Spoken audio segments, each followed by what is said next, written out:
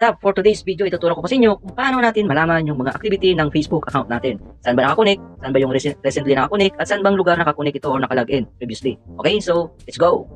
First, open natin yung Facebook account natin. Click nyo po yung profile account nyo.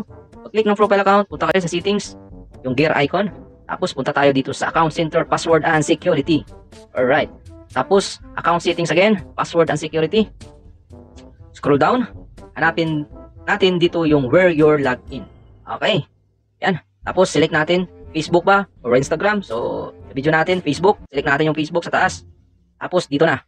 Kita nyo mga guys, yan po yung mga previous accounts or mga old login history ng Facebook account natin. So, makikita nyo dito mga guys, meron pang Iloilo City, Bacolod City. Yan, kung ano po yung nagamit na device. Lahat is Android device, Samsung Galaxy, Realme 8. Kung meron din na PC login, makikita din yan. Okay? So, kung gusto nyo naman i-remove, click nyo lang po yung select device to log out.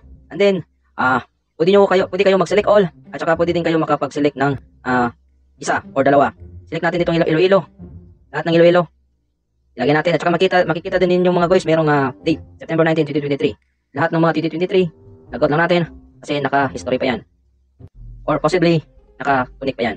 So, click lang yung log out. Yun lang mga guys. Maraming salamat sa panonood. Thank you for watching.